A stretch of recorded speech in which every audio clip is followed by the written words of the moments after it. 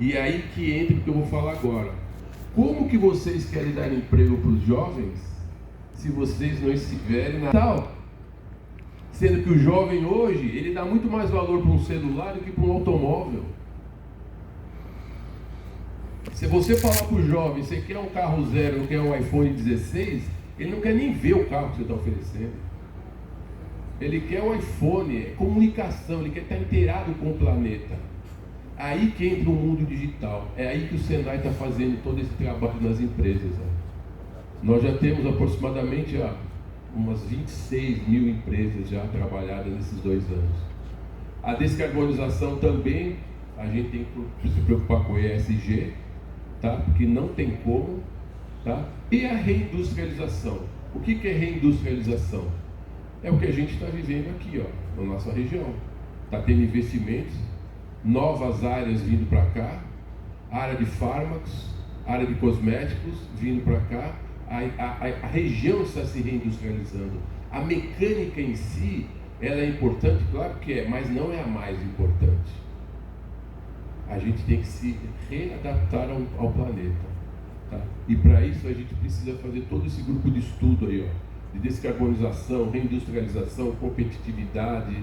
Como é que você prepara uma mão de obra com um jovem em que ele está inserido no mundo digital e você dá uma máquina CNC para ele e que fica parado olhando o sinal o dia inteiro? Que interesse esse jovem vai ter de trabalhar numa empresa assim? A gente tem que criar alternativas para atrair o jovem. Pensem com carinho isso na empresa de vocês. A coisa mais fácil do mundo é culpar o Senai, ou culpar a ET, ou culpar alguém por falta de mão de obra. Mas o que a empresa de vocês está fazendo para atrair o jovem? Aí de repente, a empresa de vocês tem um muro de 5 metros de altura, cheio de grade, cheio de aqueles negócios de serpentina para não entrar ninguém, cheio de guarda. O jovem hoje em dia ele vai olhar aquilo, ele vai falar assim: meu, eu não quero isso aí parece um presídio. Não tem jardim, não tem nada. O mundo mudou. Aí você vai falar o que para o jovem? Ele não quer nem passar na calçada de uma empresa dessa. Eu, quando fui jovem, eu fui trabalhar na Mercedes-Benz. A Mercedes-Benz saía o ônibus no final da tarde, tinha 70, 80 ônibus para levar os funcionários para as casas. É aquela coisa, distribuía comida na saída, comida na entrada. Era o peão feliz. O mundo mudou, gente. O jovem não quer mais isso. O jovem não quer nem saber de comer direito mais. Ele quer trabalhar em casa, ele quer estar inserido no mundo, num contexto diferente, gente. Esse é o grande desafio dos Senais, das instituições hoje, das empresas. Então, se você não tiver uma atratividade para o jovem, para ele ir para a sua empresa, vocês nunca vão reter talentos. Porque a maioria que está aqui, ó, é uma faixa etária que estou prevendo aqui de 40 a 60 anos. Essa faixa etária aqui já está chegando no final. E quem vai substituir vocês aí, ó? Né? Aí é difícil. Aí eu venho aqui, ó, esses institutos de inovação, de tecnologia, os habitats de inovação, centro de desenvolvimento de produto, rede de laboratórios, UpLabs, tudo isso o Senai está se transformando para atender a indústria do jovem. As empresas do mundo inteiro utilizam o Senai para fazer análise, por exemplo, de óleo, tá? De veículos e transportadoras, aeroespacial, do mundo inteiro. Vem gente da Holanda, vem gente da Europa inteira, vem gente do Canadá. Usar os nossos institutos aqui, porque nós temos credibilidade. Agora, o Senai não é só aquela escolinha a mais, entendeu? Nós estamos partindo para outro mundo, ó, o mundo da tecnologia. Tá? Nós temos aqui, ó, 4 competências tecnológicas em Instituto de Inovação, temos 9 escolas preparadas, mais de 70 mestres e doutores para trabalhar nisso aí. Instituto de Tecnologia, aquilo era de inovação, esse é de tecnologia, tem 10 competências, 22 escolas já trabalhando com o Instituto de Tecnologia, mais de 500 especialistas em tecnologia. Só para vocês terem uma ideia, vou dar uma notícia de... ninguém sabe, mas eu vou falar só para vocês. O Senai vai construir um distrito tecnológico em São Bernardo do Campo. onde esse distrito ele terá aproximadamente 1.000 funcionários e todos esses institutos de tecnologia e de inovação estarão centralizados num único polo, em São Bernardo. Tá? Ali vai ser uma disseminação de tecnologia, startups, engenharia pura, onde a gente vai criar, inovar, onde a gente vai atrair os jovens para trabalhar com pesquisa e inovação. É isso que a moçada quer hoje, é diferente, entendeu? E digo uma coisa para vocês, o jovem não está tão interessado em ganhar salário, gente, é outra geração. Eles estão preocupados em ser felizes, entendeu? Ter um trabalho, o salário é consequência, entendeu? Hã? Eles ainda têm a sorte, né? O pai e a mãe pagam tudo, tá? Olha, rede de inovação do Senai, a gente está mais ou menos loteado já próximo do estado todo, né? Em todas as regiões, tá? Rede de laboratórios, nós temos 22 laboratórios acreditados, tá? 164 áreas de atuação, 14 organismos acreditados pelo IMEC. Só para vocês terem uma ideia, só nessa rede de laboratórios, o Senai fatura aproximadamente uns 35 milhões em reais aqui, ó. Só aqui, ó, só por serviço de laboratórios, tá? Diferenciais do empreendedorismo industrial é conexão com startup, é conexão. Então, o Senai ele está totalmente apto a atender qualquer necessidade da empresa de vocês. Qualquer. Da área gráfica, da área de tecnologia, área mecânica, mecânica automobilística, química, farmacêutica. Ou seja, a gente está apto a atender o que vocês necessitarem. Tá? Aqui é interessante, UpLab. Isso aqui, o Senai foi para fora, entendeu? O Senai foi principalmente para a Alemanha para tentar entender o que é o UpLab. O UpLab é uma coisa, o nome diz, né? Up, né? Lab, né? É um laboratório para cima, onde você consegue reunir, olha, pessoas nessas mesas, onde você consegue fazer, desenvolver startups, onde as pessoas começam a conversar, ter ideias. E o Senai não cobra nada por isso. Ó.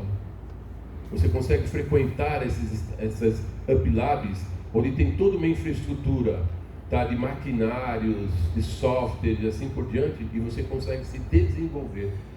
Vamos supor que tem dois jovenzinhos aqui, 16 anos, tem uma ideia. Onde que ele vai hoje botar essa ideia para funcionar? É no Senai, nessas UpLabs. Ali você vai ter toda uma infraestrutura de funcionários, mais de 15 especialistas dedicados a trabalhar com essas pessoas que têm ideias. O futuro é ideia, gente. Quem tem ideia... Então, o Senai está preparado para atender todo mundo que tem ideia. Tá? Esse é meu nome, sou diretor do Senai, meu e-mail está aí. Tá? A Fabíola, a maioria de vocês já conhece, que é a nossa coordenadora de relacionamento, tá? Com a indústria. Tá bom? Ela está de licença, mas ela operou o joelho, mas ela veio recebê-los hoje aqui, né? Então ela fez esse esforço. E eu queria só passar dois filmes, um é de 2 minutos, outro de 2 minutos e 50. Pode ser? Aí, professor, eu já paro minha parte. Vamos lá? Aqui são Senai News, entendeu? São notícias rápidas que o Senai faz. Eu peguei esse outubro para vocês terem uma noção, tá bom?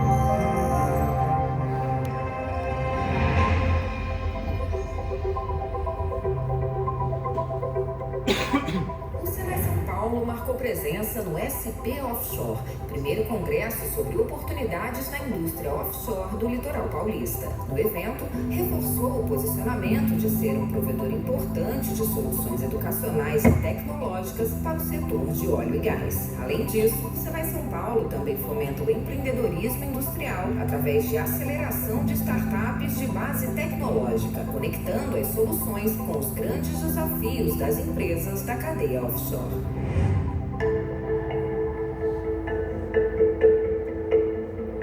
A Secretaria da Educação do Estado de São Paulo ampliou a parceria com o Senai São Paulo para a realização do 5º itinerário do ensino médio. Atualmente, quase 2.000 alunos da rede pública estadual estão tendo a oportunidade de receber formação técnica profissional. Para 2025, o objetivo é chegar a 10.000 jovens beneficiados pelo programa. Serão 66 unidades do Senai São Paulo participando com a oferta de 32 diferentes títulos de cursos técnicos. Com o ensino integrado, os estudantes adquirem formação profissional que os habilitam a iniciar uma carreira na indústria.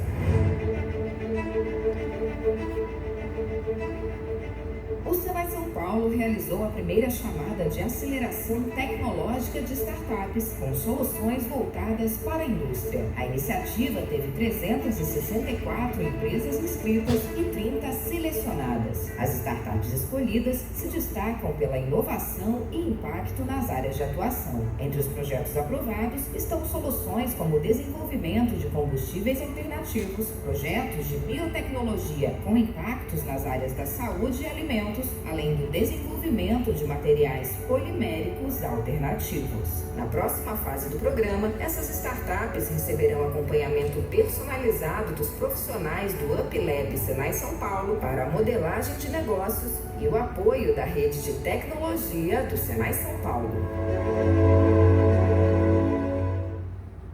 Esse foi do mês de setembro, agora eu vou passar para vocês do mês de outubro, tá? Eu vou passar todo o ano inteiro, gente.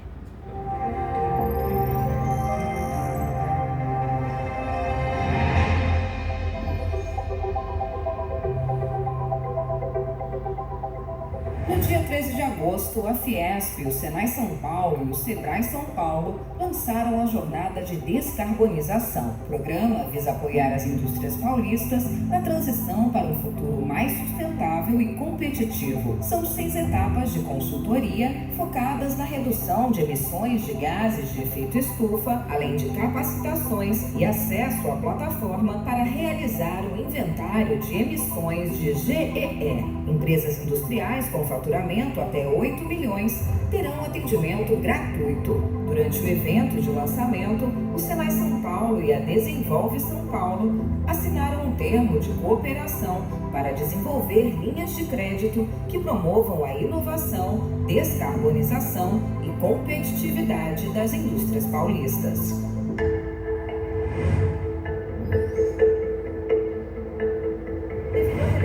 Que a bioenergia tem no cenário nacional e internacional, o Senai São Paulo vem investindo na estruturação de cursos voltados ao processo de produção das usinas e em áreas transversais, como TI, eficiência energética, instrumentação e manutenção de máquinas e equipamentos. Como resultado, entre 2022 e 2023, a instituição registrou um aumento de 31% no total de matrículas relacionadas ao setor sucroenergético. Os números foram apresentados na FenaSucro e Agrocana, principal feira de bioenergia do país. Na ocasião, também foi destacada a atuação do Senai São Paulo na prestação de serviços e atendimento à indústria, com consultorias personalizadas, pesquisas e desenvolvimento de novas tecnologias. Quem participou do evento pôde ainda conhecer um equipamento móvel projetado e desenvolvido pelo Senai São Paulo, que permite a instalação de uma rede 5G autônoma em apenas 5 minutos em qualquer ambiente externo ou de operação industrial.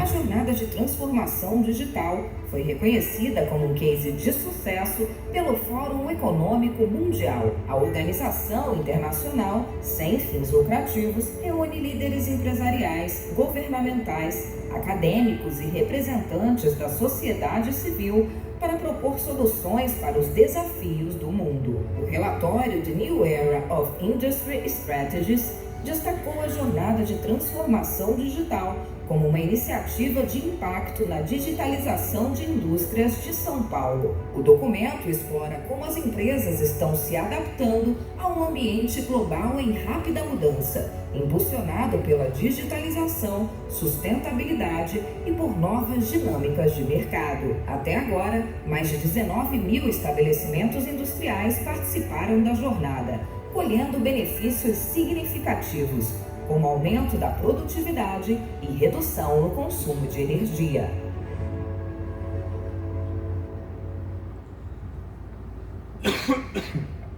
Então era isso que eu queria falar sobre o Senai para vocês. Eu agradeço a atenção, vou estar aqui por perto de vocês. Qualquer dúvida, tanto eu quanto meus coordenadores, quanto a Fabiola, estamos à disposição para tirar qualquer dúvida, bater um papo. E depois, quando a gente acabar o evento, quem quiser dar uma volta pela escola, a escola não é tão grande, tá? Mas é muito bonita, muito organizada, muito tecnológica. Vocês estão convidados. Tá bom? Muito obrigado. Agora eu passo para você. Posso chamar o professor já? Professor Takashi, a palavra é sua agora.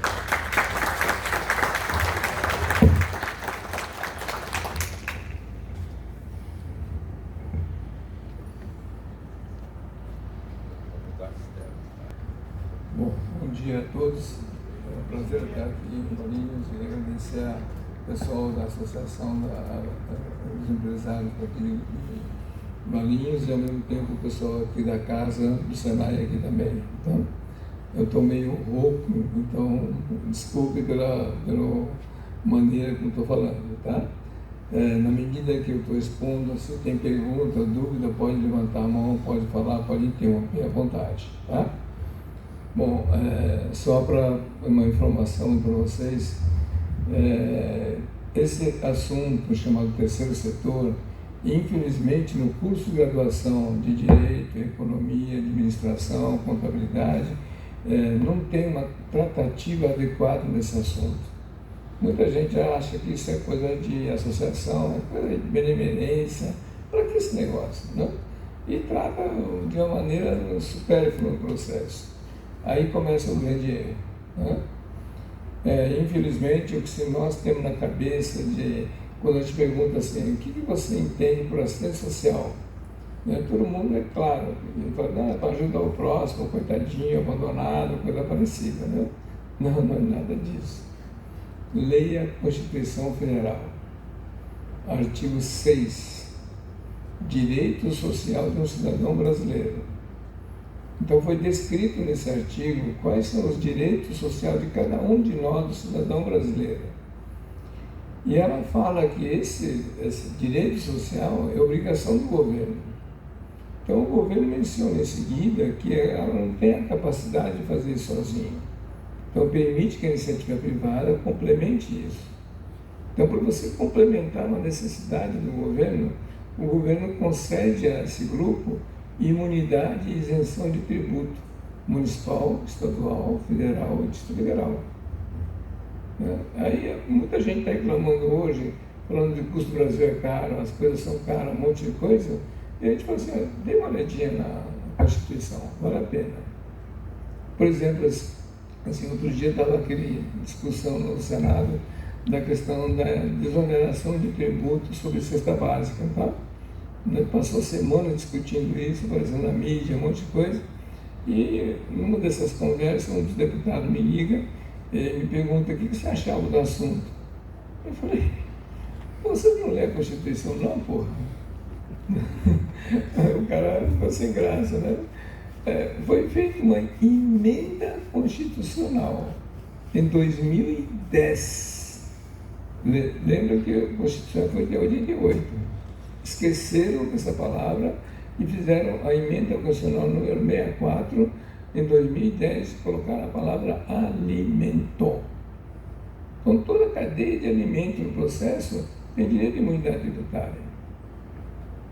O que estão querendo? Querendo desonerar tributo de uma coisa que já está livre?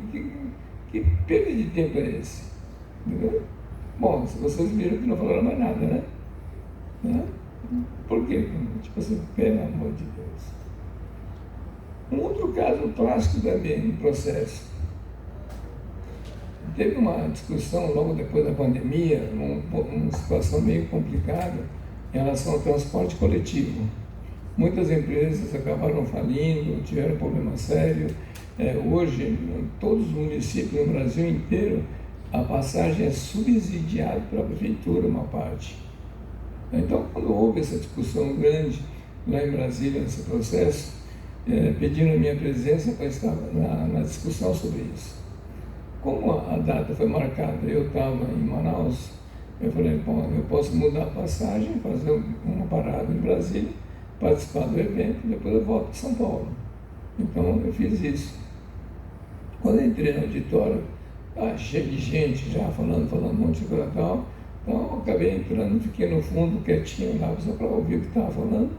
Daí a pouco um senador me achou lá, o Takahashi chegou e pede para ele vir aqui, não sei o quê. Tá bom.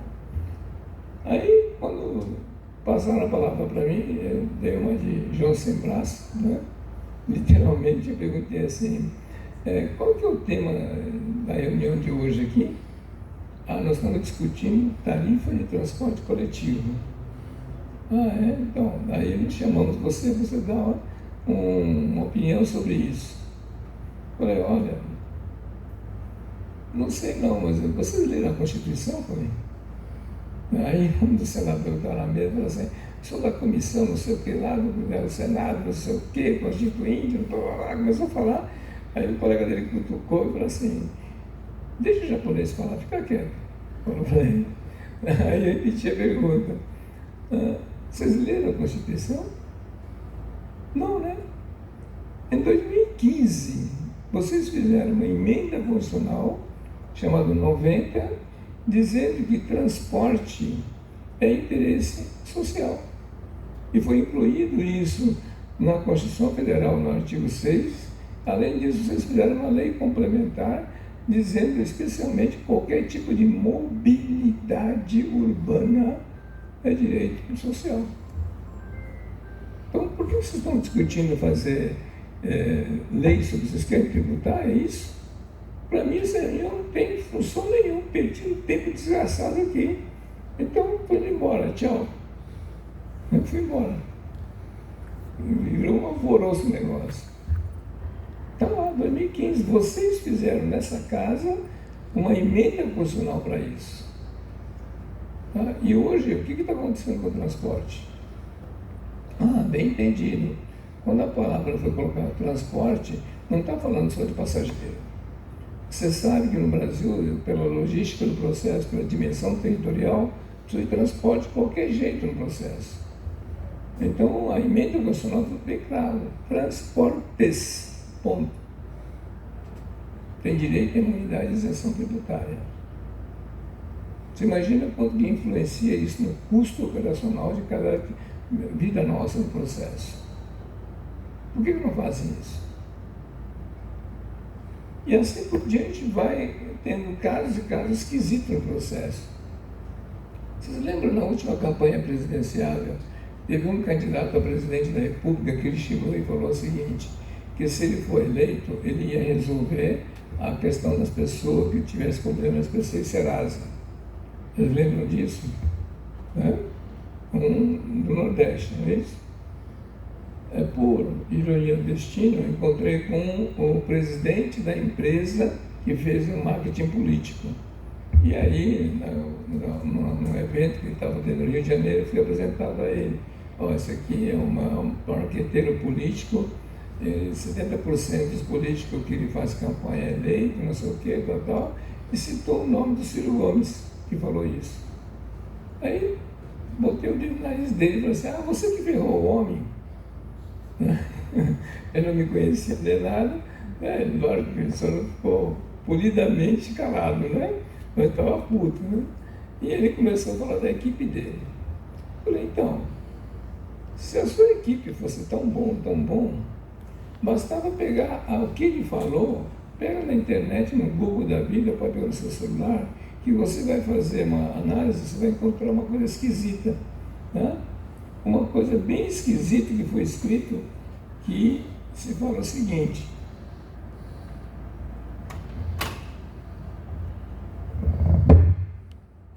Resolução Bacen, Banco Central do Brasil, 3.109 de 2003, 21 anos em vigor. Sabe o que ele fala? Todos os bancos instalados no seu município é obrigado a destinar 100% do depósito à vista do banco para uma associação de crédito para financiar pessoas que não têm conta bancária e que estejam com problema no SPC e Serasa. E se o banco não fizer isso, deposita isso no Banco Central. Sabia disso? Não. Então, você acabou de confirmar que você pegou o homem, não foi? Se a sua equipe fosse tão bom, tivesse essa informação, você teria virado a casaca de toda a campanha política. Exatamente isso. Muita gente que ouviram isso acharam chacota, tipo assim, o que é isso? Política vai fazer isso? O que é isso? É sonho, não sei o que, tal. Ah, quem fez esse negócio não foi nenhum brasileiro não, tá? Quem inventou esse negócio ganhou um negócio chamado Prêmio Nobel da Paz. Um indiano de Bangladesh, economista, que fez isso. E isso se transformou numa obrigação no mundo inteiro. A ONU obrigou isso. O Brasil fez esse decreto aqui em 2003, aqui, que em 2002 teve um encontro chamado Carta do Equador. No Equador foi feito o encontro do Fundo Monetário Internacional e aí foi trazida essa informação e foi abaixada uma obrigatoriedade. E o Brasil, signatário do acordo, fez o decreto, fez a legislação. E aí? Isso no terceiro setor. Não interessa.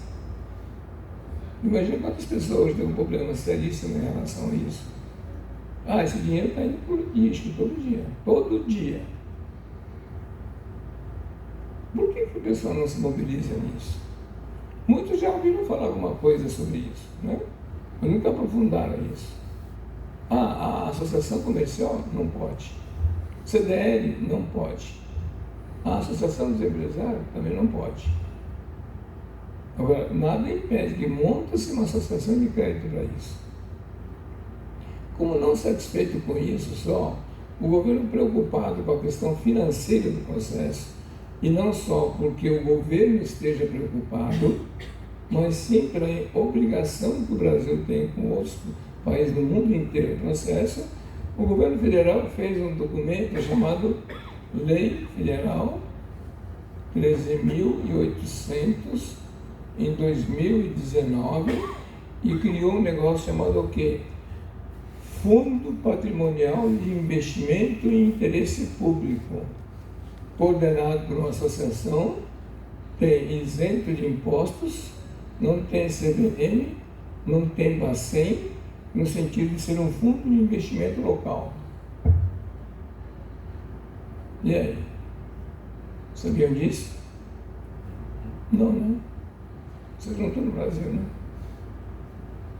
É uma coisa esquisita isso. Ah, o noticiário desse negócio do dinheiro, por exemplo, toda hora aparece alguma coisa. O Ciro Gomes sabia disso porque no município chamado Fortaleza, lá no Ceará, foi feita a primeira associação de crédito para poder trabalhar com isso e ainda por cima permite que faça uma moeda paralela ao real. Você sabia que hoje no Brasil nós temos 87 moedas paralelas ao real? Nada, né? É tudo estranho para vocês, né? Esse é o mundo do terceiro setor, que vocês estão totalmente alienados no processo. Quando o empresário chama para falar para mim que o custo do Brasil é caro, sou curto e grosso. Não. A ignorância custa caro. Quer ver uma coisa, por exemplo? Agora há pouco foi apresentada a questão do Senai aqui, né? O Senai cobra dos alunos, dos 14 anos, não cobra nada, não é isso? Não? Quantos funcionários tem aqui? Tem bastante. Você imagina o que é o Grupo Senai. Todos eles são registrados, CLT, não é isso? E pagam encargos por quê? Por que está pagando encargo social desses funcionários? Ah, o Senai não pode. Mas se entendesse que esse setor queria criar uma associação, e bem dito assim, grande parte das faculdades no Brasil inteiro, no processo, são escolas que são pagas Mas a lei exige o quê? Que 20% do faturamento de uma faculdade, uma escola, tem que destinar em bolsa de estudo. Tendo isso, tem imunidade tributária, inclusive dos encargos social trabalhista. Agora a pessoa monta uma escola, uma empresa limitada, tem que pagar todo o imposto. Está na Constituição isso também. Aqui é um caso clássico, poderia ter uma associação, trabalhar com os funcionários, já que tem 100% dos alunos não estão pagando mensalidade, então tem direito a isso. Só que como o sistema S não pode, poderia criar uma associação para isso. Assim como foi mostrado aqui, por exemplo, a questão do centro tecnológico, prestação de serviço de tecnologia. Se ela tivesse a personalidade jurídica independente do Senai do processo, toda empresa que utilizasse e pagasse para poder ter o laboratório, ter o teste de certificação do processo, ela poderia estar deduzindo isso do imposto de renda da empresa. Então estaria usando o sistema, pagando, e a empresa se beneficiando da imunidade tributária. Por que não fazem isso? É uma coisa esquisita, né? Não sei se vocês têm conhecimento, mas tem muita gente, quando a gente fala em associação, o pessoal fala assim, a associação é coisa de pobre, assim, que é uma coisa mais sofisticada, instituto. Babaca, não existe isso na lei. Instituto é só uma nomenclatura fantasia. Não tem essa personalidade jurídica sobre isso. Eu também não quero esse negócio de associação, eu quero fundação. Não, você sabe o que existe a fundação? A maioria não tem noção, né? Fundação é para preservar um patrimônio, para você perpetuar suas atividades. Não é uma unidade prestadora de serviço. Um caso clássico desse no Brasil, que o Brasil pode orgulhar, e vocês não têm muito conhecimento sobre isso, tem um cara meio babaca, um americano chamado Bill Gates, entende? Ele montou a Fundação Bill Gates. Você sabe por que ele montou aquela fundação? Tem noção? Impostos? Não. Se você ler o livro do Bill Gates, ele menciona textualmente que ele conheceu um cara aqui no Brasil e a sua fundação, e ele fica abismado com a ignorância dele em relação a esse assunto. Bill Gates. O livro dele está escrito. Quem que é a pessoa que ele conheceu no Brasil? Um cara chamado Amador Aguiar. Você sabe que ele era o dono do Bradesco, não é isso? Só que quando ele começou a fazer a Fundação Bradesco, a dar aula, um monte de coisa gratuitamente para o pessoal, os banqueiros amigos dele gozavam a cara dele. Você não está fazendo isso porque não quer pagar salário de educação, ou está pegando isso com incentivo fiscal, não sei o que, tal. E todo mundo gozava a cara dele. E ele sempre dizia o seguinte: eles não sabem o que eu deixei escrito. Bom, dito e feito, no dia que ele faleceu, quando foram abrir o testamento dele, o que aconteceu? Os bens particulares dele, casa, praia, fazenda, um monte de coisa, foi dividido entre os herdeiros. Mas ele, pessoa física, Amador Aguiar, era dono de 28% das ações do conglomerado chamado Bradesco, conglomerado das empresas. Todas essas ações não foi dividido com ninguém dos filhos. O pessoal entrou na ação contra ele, ficou quase 15 anos na justiça brigando e tal, e curto e grosso, não pertence a vocês. Então o que aconteceu? Todo ano, quando apura todos os resultados do banco, sobra o dinheiro, 28% fica guardado na Fundação Bradesco. Nem por isso os professores de Bradesco andam com carro blindado, coisa parecida. Esse dinheiro foi para quê? Para preservar e conservar e dar garantia aos correntistas que não levem tombo. Ele fez isso. Sabiam disso? O Bill Gates, quando ele vende o sistema Microsoft para o Bradesco, e conhece o Amador Aguiar e vem ao Brasil e conversa com ele, eles ficam assustados nesse negócio. E ele se sente envergonhado e ele escreve no livro isso. E no dia do lançamento da Fundação Bill Gates, ele cita textualmente: Milei um exemplo de um brasileiro. O que ele fez? 80% das ações do resultado do grupo Bill Gates, o Windows, de todo o conglomerado, foi doado para a fundação. E ele falou que a minha família vai ter que contemplar com os mínimos 20% da coisa se vira. Naquela noite, quando ele fez isso, causou maior auê na área de informática. Porque o Brasil, naquela época, não estava muito bem ligado com a internet ainda, né? Tá? Mas, naquela noite, houve a conferência dos hackers. E saiu naquela noite o código de ética dos hackers. Por quê? Porque todo mundo estava pé da vida com o Microsoft, porque tinha que instalar aquela porcaria no computador, senão não funcionava direito, um monte de coisa, e o cara ficando rico, os caras vamos bater nesse desgraçado, pô. Aí no momento que ele fala que o lucro dessas atividades vai para bem da humanidade, os hackers falam assim: pô, e agora? Como é que vai fazer? Eles estão tirando o nosso pé. E naquela noite saiu um código de ética dos hackers para não invadir sistemas no qual tem empresas com essa postura no processo. Mudou a história cibernética do mundo. Imagina o negócio. Imagina se um cara aqui em São Paulo, no Brasil, chamado Francisco Matarazzo, tivesse montado a Fundação Matarazzo. Talvez até hoje nós teríamos o maior conglomerado empresarial do Hemisfério Sul. Não é isso? Morreu. Quantas empresas se conhece que nasceu e morreu, não fez nada? Barão de Mauá. Aí vai, né? Essa é a questão de entender o terceiro setor. Então isso foi criado, não é só no Brasil. Para ter uma ideia, a primeira organização no mundo inteiro nasceu em 1121. Na Inglaterra, é a origem da Cruz Vermelha Internacional. No Brasil, a primeira organização aqui, 1553. A origem da Santa Casa de São Vicente. O português que desceu da caravela, que a gente brinca de burro, um monte de coisa, já sabia esse negócio e montou. E vocês hoje, na modernidade, não sabem o que é isso.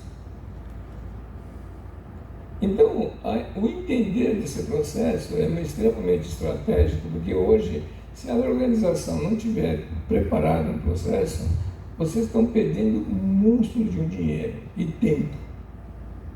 Tá? Então, o que é o terceiro setor? Né?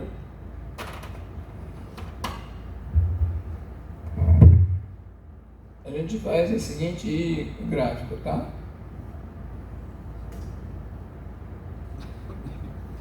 Se é terceiro setor, tem que ter o primeiro e o segundo também, não é isso? Então, o primeiro setor aqui é tudo o que for governo. Então, governo legislativo, executivo, judiciário, o que for governo. O segundo setor aqui são empresas, que pode ser limitada, né? SA, não é isso? Cooperativas, tem finalidade econômica no processo.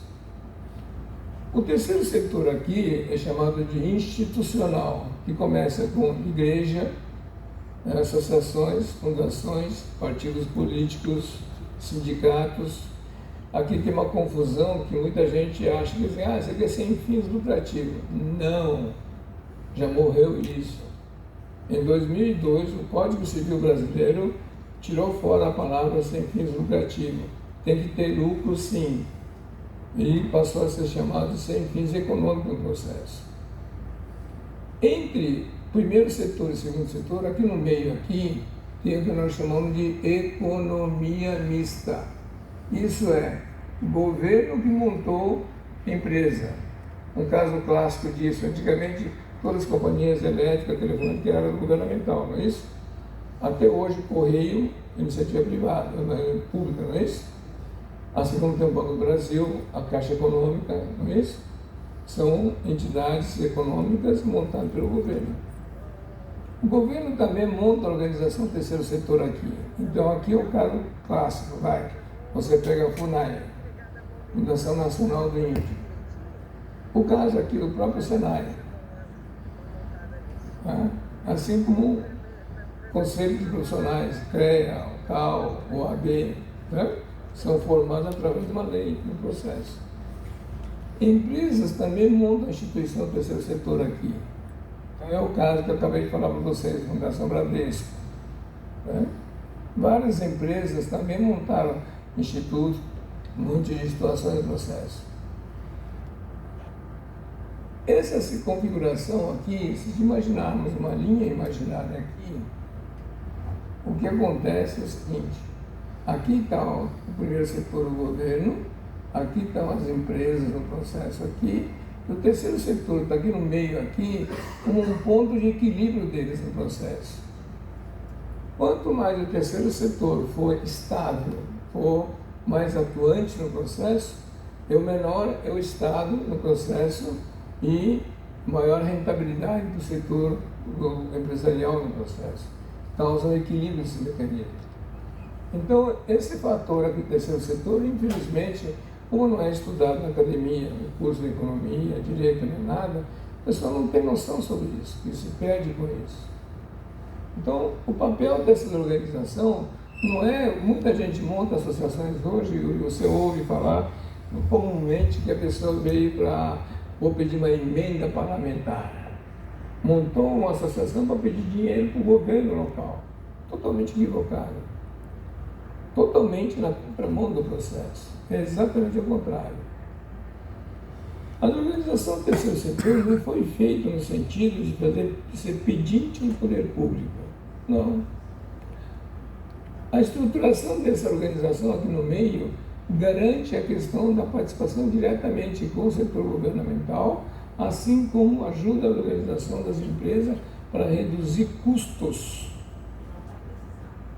E isso que o pessoal não sabe fazer. Por exemplo, assim, ó, quando nós pegamos uma empresa qualquer, né, vamos pegar uma empresa, o que ela tem que fazer em função dos funcionários? Em primeiro lugar, medicina e trabalho. Exame admissional, não tem que fazer? Tem que dar alimento para ele, transporte para o funcionário, não é? Uniforme, não é? Saúde do trabalhador, tem que dar treinamento. Tem um monte de obrigações aqui, não é isso? E essa empresa, quando paga todo esse processo aqui, diretamente aqui, para essa empresa é apenas despesa. E o empresário reclama que isso é custo do Brasil, né? E contra o sindicato, um monte de coisa, começa a ter uma interpretação completamente equivocada. Você sabia que não é nada disso? O governo, sabendo dessas obrigações no processo, fez uma legislação do imposto de renda para poder ajudar as empresas para que não tenha esse custo adicional no processo. Lei Federal 9.249, 95, artigo 13, parágrafo 2º, inciso 2 e 3. O que ela me fala? As empresas podem destinar, nesse inciso 2, 1,5% do lucro operacional das empresas antes das deduções, lucro bruto, não lucro líquido, destinado para educação e pesquisa. Educação, treinamento e capacitação dos funcionários. E, ao mesmo tempo, pesquisar seu produto para que haja coerência e competitividade com o mercado estrangeiro e com suas concorrentes. Mas, além disso, nesse inciso 3, ela escreve o seguinte: mais 2% do lucro operacional das empresas é para beneficiar o trabalhador da empresa doadora, seus dependentes e a comunidade onde atuarem. Só que a legislação é bem clara. Para fazer uso disso, só pode ser uma associação de interesse público. Isso é, toda essa despesa que hoje ele tem em relação aos funcionários, isso aqui é um programa de benefício do trabalhador, não é isso? E tudo isso é uma despesa da empresa. A lei está falando o seguinte, empresário, em vez de você fazer direto, se você tiver uma associação de interesse público aqui, e se esse pagamento é feito pela associação, você, além de ser despesa operacional do valor da nota fiscal que ela vai emitir, ela permite que essa organização passe para essa empresa um documento chamado IN 8796. O que é isso? Instituição Normativa da Receita Federal. Ela vai poder abater 2 vezes esse valor na base do cálculo do imposto de renda dela. Quem está fazendo isso?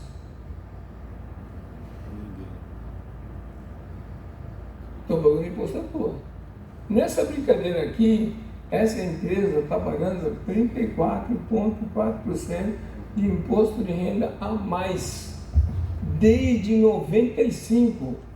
Nenhum tributarista de vocês, nenhum contador de vocês nunca alertaram isso? Não, né? Porque lá na faculdade não aprendeu esse negócio do terceiro setor. Então, quando o empresário brasileiro fala para mim que custo do Brasil é caro, custo grosso, não, é ignorância que custa caro. Você começa a somar esses fatores no processo, você tem noção do que se perde hoje no seu município. Quando a sociedade civil não está bem organizada, não está estruturada e não está participando de uma forma ativa, tanto para o poder público como o setor empresarial, o município inteiro está pagando, ou melhor, está perdendo de 23% a 25% da economia circulante de vocês, está indo para o ralo desde 95. Então, acordar aí. Aqui no município aqui, não é a primeira vez que estou falando isso não, tá? Outras vezes eu estive aqui falando a mesma coisa. Depende de vocês. Querem ficar esperando a coisa acontecer ou vocês vão ser proativos fazer alguma coisa? Imagina só a questão do 2% do banco. Olha só uma coisa, Além de tudo isso ainda, tem outras interpretações equivocadas do entendimento o que são ações sociais e ambientais. Tá? Existe toda uma celeuma e uma verdadeira ignorância sobre o assunto. Muita gente acha que coletou essa garrafa PET ou então plantou uma árvore já é sustentável. Né? Tem muito disso. Tá? E o pessoal não lê normas nem leis.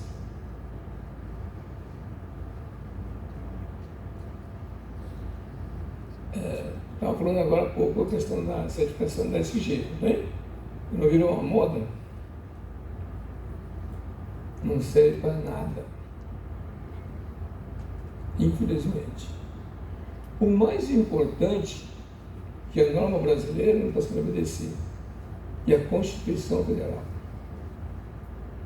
Só para ter uma ideia de como isso é grave, eu tive que questionar o desembargador do trabalho sobre a homologação da decisão trabalhista que estava sendo feita sem respeitar a Constituição Federal. Você imagina um cara de torga preta ouvir falar isso, né, de um Zé Mané estrangeiro. Quem é você? Brasileiro isso. Você sabia que tem um item interessante para burro nesse processo? Vocês já ouviram falar em distribuição de resultados das empresas para funcionário, não tem? PL, não é isso? Você sabia que está regulamentado isso desde 2004? Você tem noção do que nós estamos falando? Não, né? A distribuição do resultado para funcionário não é baseada no balanço econômico financeiro da empresa. Não é por lá. Lá pode fazer a manobra que a empresa quiser fazer para dar prejuízo, para dar menos resultado, porque a lei permite fazer isso. Posso fazer uma série de provisionamento, um monte de coisa, depreciar ele, ou depreciação acelerada, um monte de coisa, e posso pagar menos imposto de renda. Então o trabalhador não tem nada a ver com essa manobra. Então existe dentro da contabilidade um negócio chamado valor adicionado. O que tem que ser distribuído para os funcionários é valor adicionado. Isso é, quanto que a empresa valorizou do ano passado para esse ano. Para isso existe uma nova contabilidade, chama de T3. Esse valor tem que ser distribuído para funcionários, autônomos e para aqueles que prestarem serviço a ela. Isso está na Constituição Federal, artigo 7, inciso 11. Artigo 7 é Direito do Trabalhador Urbano e Rural. O artigo 11 fala exatamente isso. Então, questionei ao desembargador de que está fazendo decisão trabalhista sem respeitar a Constituição Federal. Então, com isso, qualquer trabalhador prejudicado ou sindicato pode entrar com ação contra o Ministério do Trabalho solicitando indenização, não contra o empregador, porque quem homologou foi ele, sob guarda-chuva da Justiça do Trabalho. Já imagina a bagunça que deu, né? Essa distribuição não é oneroso no bolso da empresa, não. Porque se eu tenho essa associação aqui, ela entra no chamado renúncia fiscal. Ele não está falando aqui que 2% vai beneficiar o trabalhador da empresa doadora. Então ele está sendo pago com isso. Então você pode tirar isso da base do cálculo do imposto de renda seu. Então você não está pagando do seu bolso. O governo está permitindo, em vez de você pagar ao governo federal esse imposto, você pode distribuir para os seus funcionários diretamente. Por que não é feito isso? Não dá para entender, né? Sabe? Bom, quando nós estamos falando desse processo, eu estou falando que não tem valor no procedimento, é que existe toda a regulamentação sobre a questão socioambiental. Vamos começar por um negócio chamado aqui, ó, Lei Federal 12.187/09. Plano Nacional sobre Mudança do Clima. Vocês já ouviram falar nesse negócio, né? Toda hora está falando, não é isso? O que foi acordado aqui? As empresas brasileiras de 2010 a 2020 deveriam reduzir em 36,1% a emissão de gases, o consumo de água, energia e uma série de restrições no processo. E ela escreveu nessa legislação, no artigo 11, setores obrigatórios a fazer isso. E ela menciona, inclusive, que isso é preferência nas licitações. Bom, ninguém leu, ninguém obedeceu, só que isso aqui é um acordo que o Brasil assinou em Copenhague. Bom, aí o francês começou a cobrar do Brasil. O acordo em Paris agora ficou acertado que até 2030, como data base 2010, tem que ter redução de 43%. Vocês já foram avisados sobre isso? Não sabia. Aquele negócio chamado o quê? Objetivo do milênio, não tem aquele negócio da ONU, não sei o quê? Ele fala exatamente 43%. O mundo inteiro, não é só o Brasil, não. Bom, o que foi? Como é que eu vou provar isso? Como é que eu vou conseguir apresentar esse processo? Então, para isso, foi feito um documento chamado Resolução CFC, Conselho Federal de Contabilidade, 1003, de 2004, falando o seguinte: todo CNPJ no Brasil, a partir do dia 1º de janeiro de 2006, tem que fazer o balanço socioambiental e criou a norma chamada NBC T15. Os contadores de vocês avisaram isso? todo o Brasil, né? Todo país diferente, né? Ah, isso aqui dá multa? Não, não dá multa não. O Brasil é um país democrático, não posso exigir com que a empresa seja responsável. Se não quiser, se for. Não é isso? Só que tem um pequeno detalhe. Quem não tem esse negócio aqui, você pode olhar no formulário de um banco quando você vai pedir financiamento. PJ que vai pedir financiamento agrícola, comercial e industrial, está lá no formulário, plano socioambiental. Não tem, não preencheu, você tem financiamento numa boa, sem problema nenhum. Só que se você apresentou esse documento aqui, você tem subsídio no financiamento entre 2% a 5% do valor financiado e o seu prazo de pagamento é feito um acréscimo de 15% do prazo.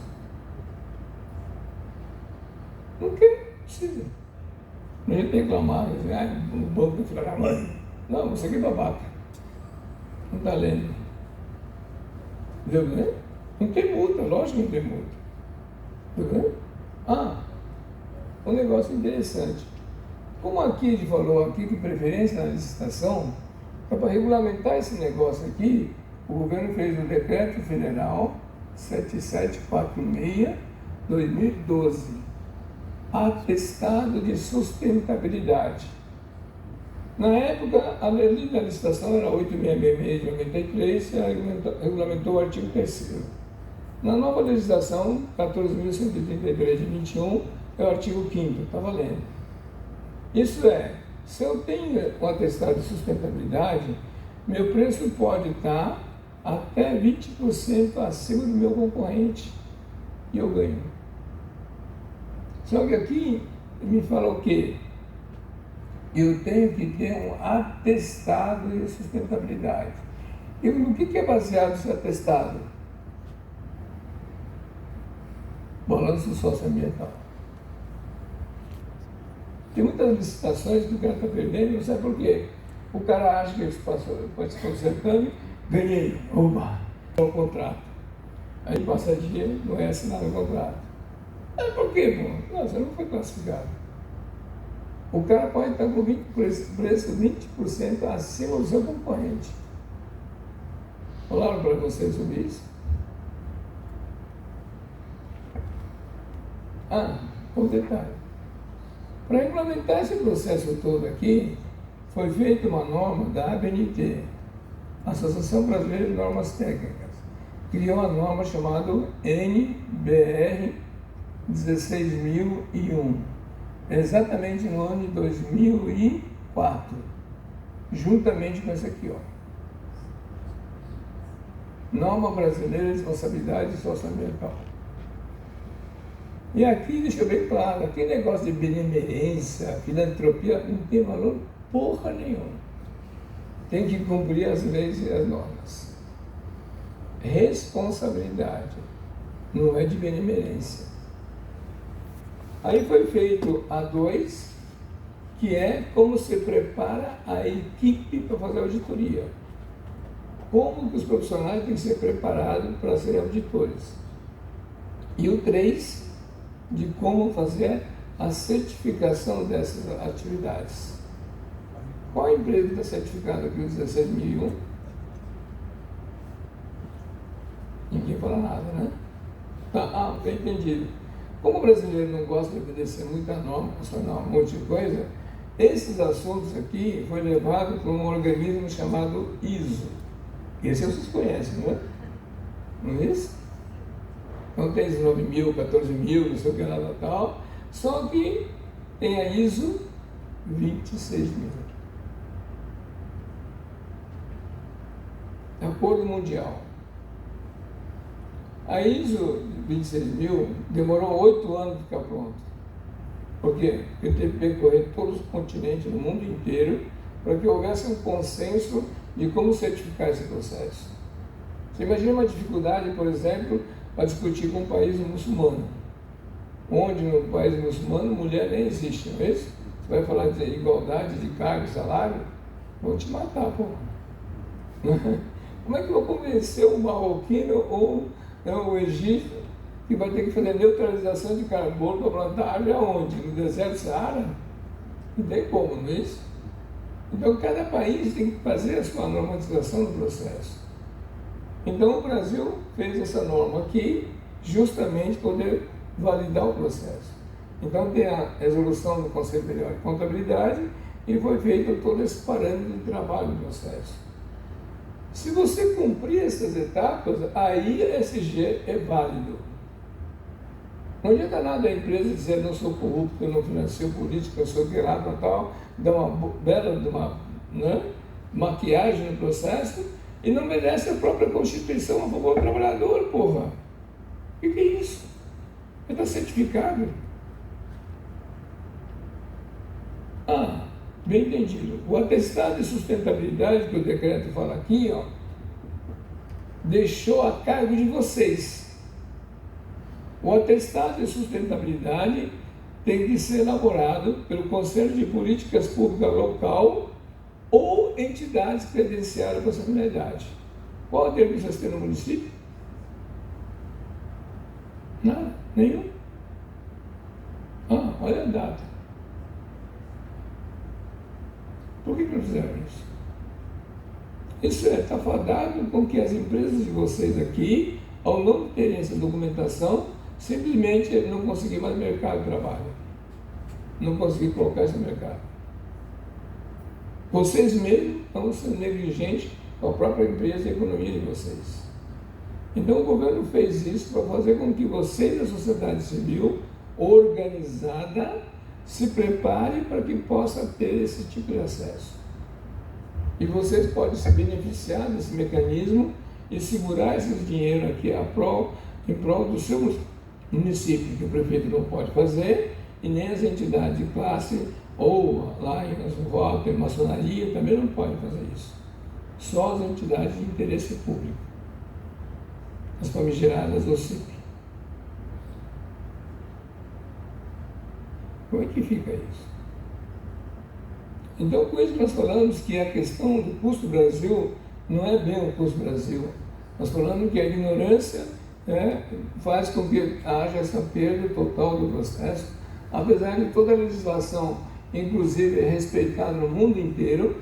Todo mundo elogia a lei brasileira pelo seu detalhe e sua amplitude do processo.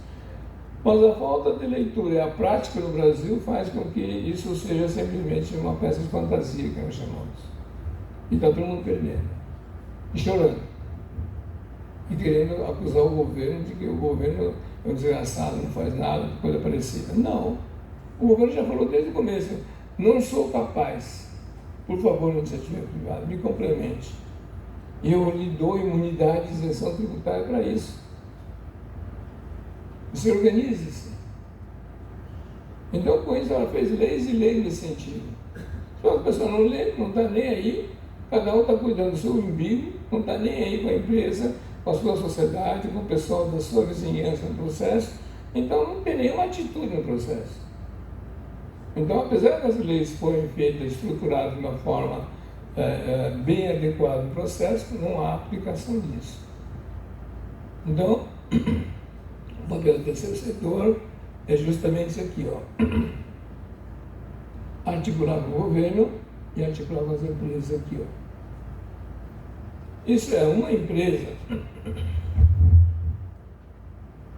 eu fazer um bloqueio aqui.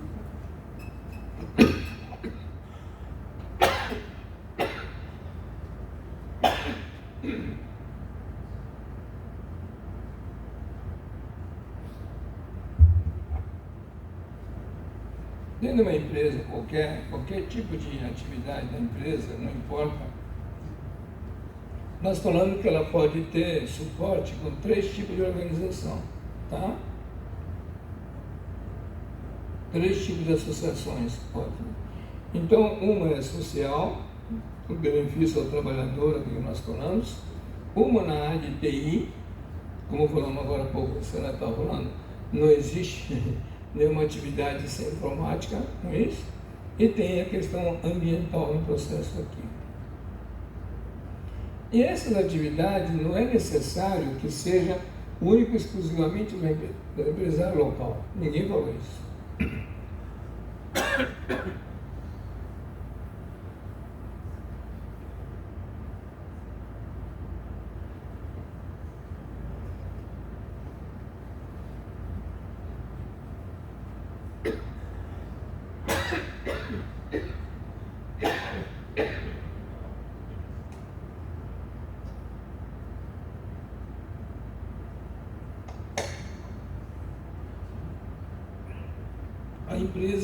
fornecedores aqui.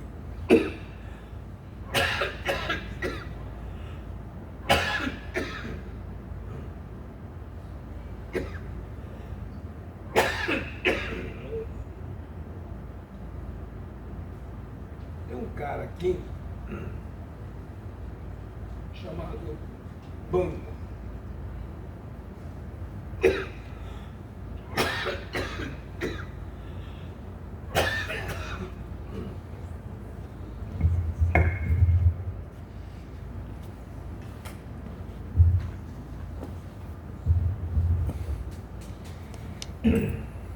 Você precisa desse cara para toda a operação, não é isso? Folha de pagamento, recebíveis, um monte de coisa. Né? E a pergunta que a gente faz é a seguinte: o que ele faz a favor de vocês? Nada, né? Só cobra, né? Nunca esquece de cobrar, né? Não é isso? Só que, lembra do decreto que eu falei para vocês, da 100 e 2%?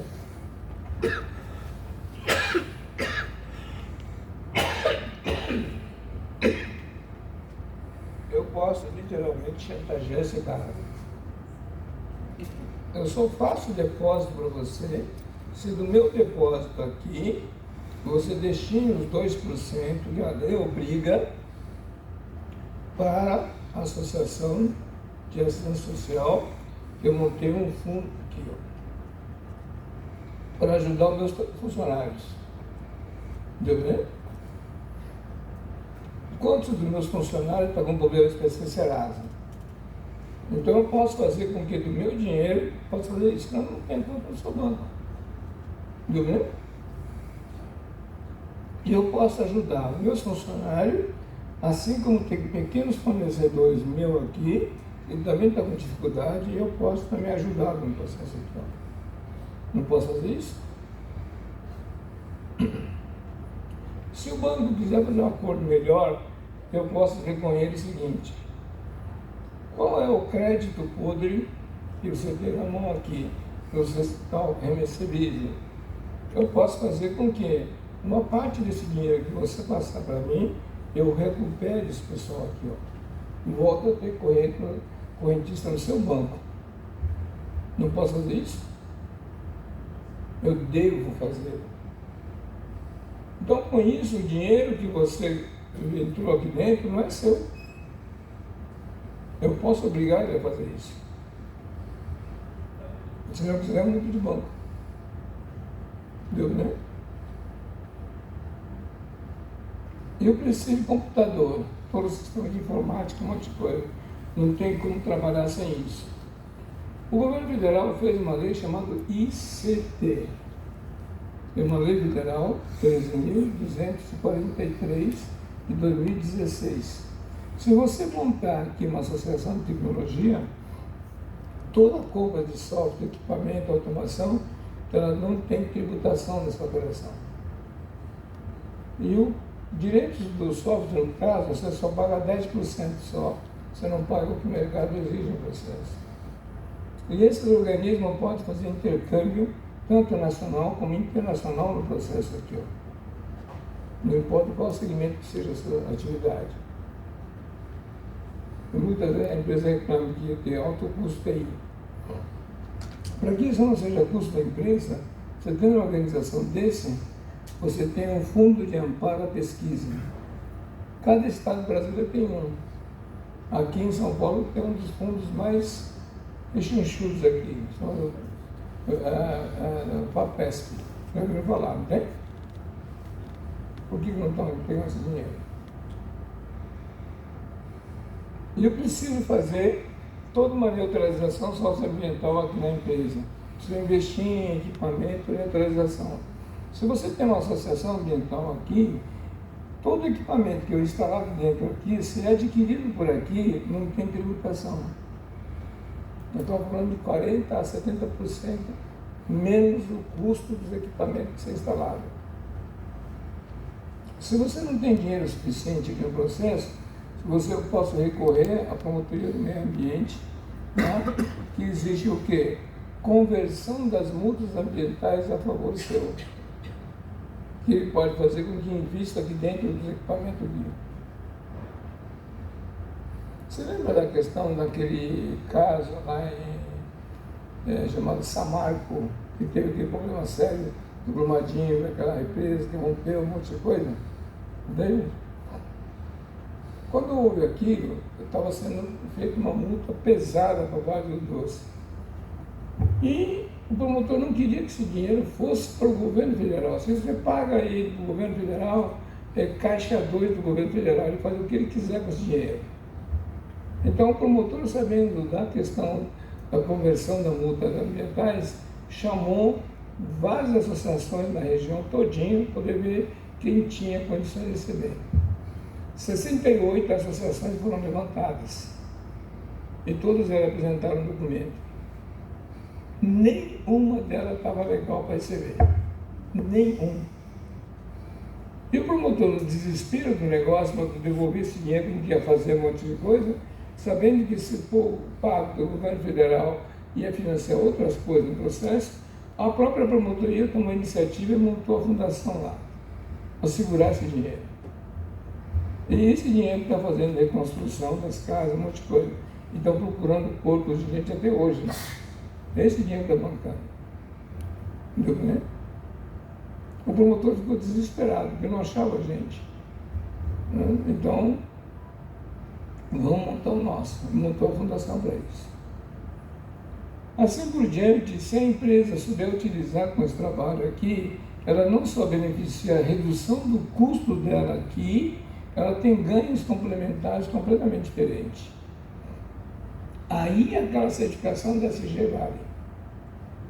Agora, não tendo nada disso, fazendo só para ter uma cara bonita, marqueteiro do processo, não serve para porcaria nenhuma. Tipo assim, ó, vamos pegar essa construção aqui, vai. Lembra que eu estava brincando com o negócio? Já ouviu falar que o negócio que chama o quê? Reuso da água de chuva, não é?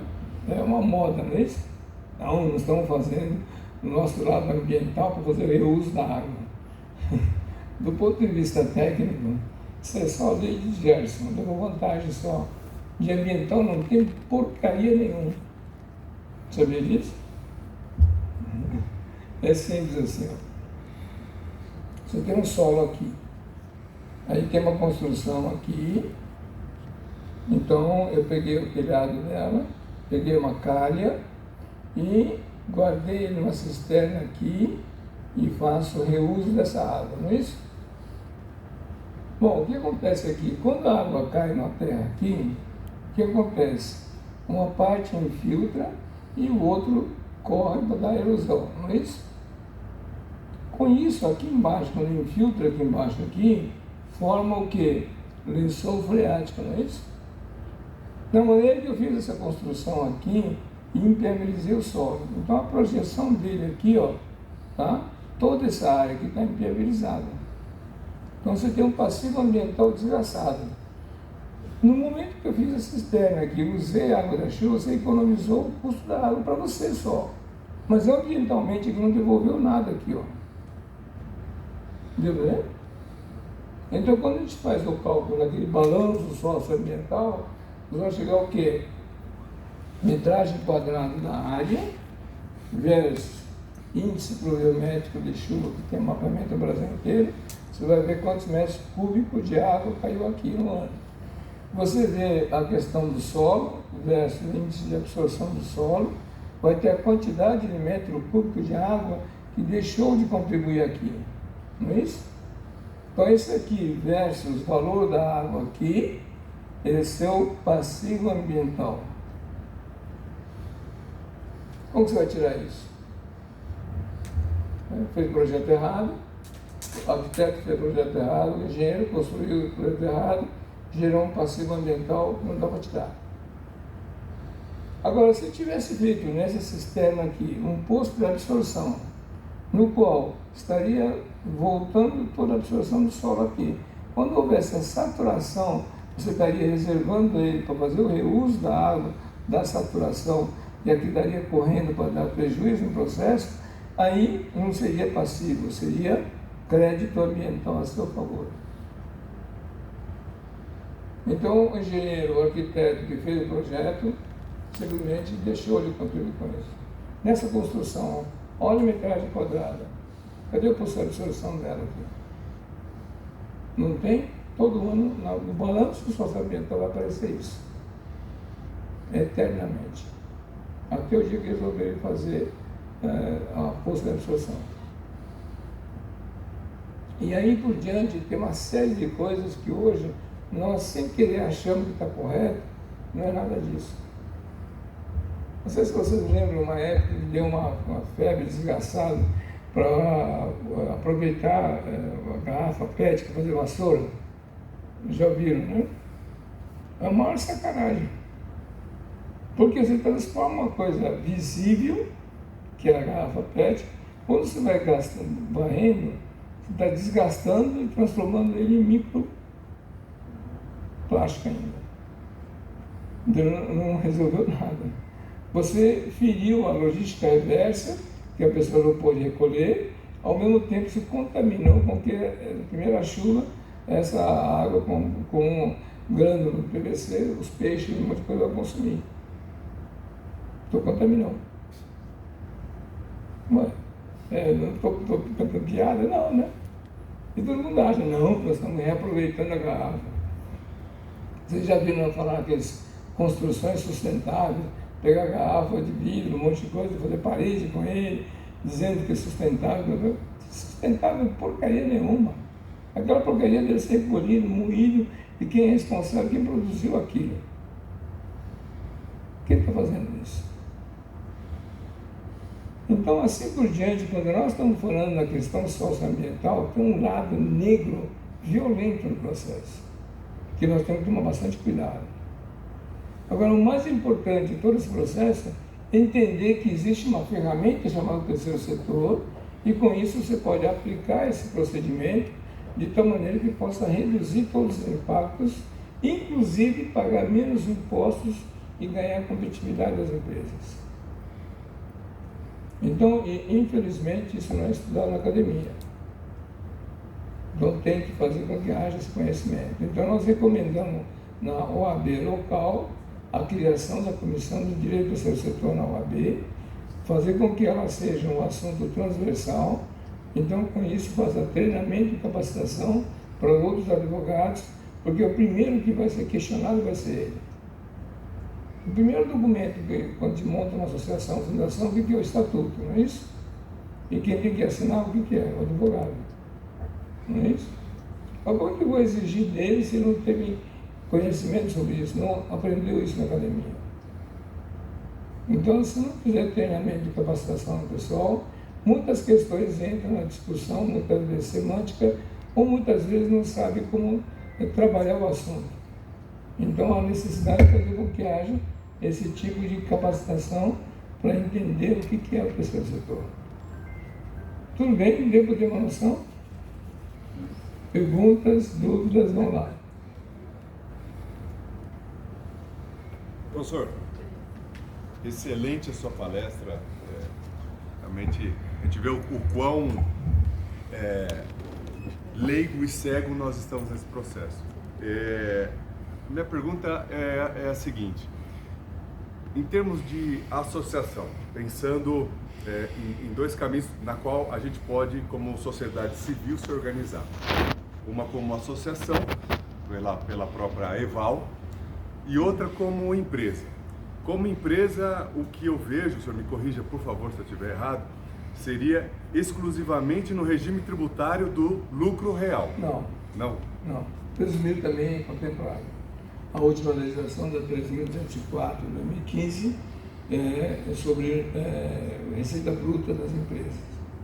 Perfeito. Então, a minha pergunta dentro dessa possibilidade seria o seguinte: como empresário, então, há a possibilidade de criação de associações em que cada uma dessas associações podem reverter benefícios para o trabalhar, para a tecnologia da informação, para o meio ambiente. Como, agora, por outro lado, como associação, há uma provocação para que a gente possa institucionalizar não sei se seria um grupo de trabalho dentro dessa associação para acreditar ou avaliar empresas dentro da sua política de sustentabilidade. É isso, ou seja, eu estou tentando transformar de forma mais pragmática a sua palestra, as suas recomendações, em forma de tarefas para que a gente possa implementar. Então, vocês têm uma entidade hoje aqui, que é uma entidade clássica, que é a Associação de Empresários, não é isso? Então, ela não é de interesse público. Mas ninguém proíba que você monte outras associações, você como controladora e mantenedora. Então eu posso ter uma associação de assistência social, eu posso ter uma de tecnologia, outro de ambiental, que é um processo aqui, controlado por vocês aqui. E aqui dentro aqui eu posso desenvolver uma série de produtos diferentes aqui dentro, aqui, em cada uma delas aqui, E essas unidades são unidades prestadoras de serviço para os seus associados. Então os associados que estão aqui no processo, que hoje só pagam mensalidade, não tem nada de benefício, eu posso fazer que através dessas organizações eu posso ajudá-los aqui. Deu bem? Uma pergunta, professor. Aí no caso, esse seria uma holding, mais ou menos assim, e na qual ela então faria a gestão dessas 3 associações controladas. E ela prestaria serviço para as associadas. Os não associados também podem estar prestando serviço para eles aqui, mas aí o custo seria diferente. Uma vez que a associada está contribuindo aqui dentro aqui, eu faço por preço de custo. Aqui eu coloco um adicional de administração aqui, cobro mais caro. Entendeu, né?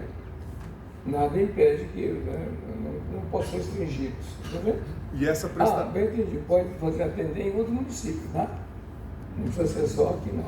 E essa prestação, ela se dá na parte, por exemplo, para eu entender um pouco melhor, ficou um pouquinho ainda com dúvida.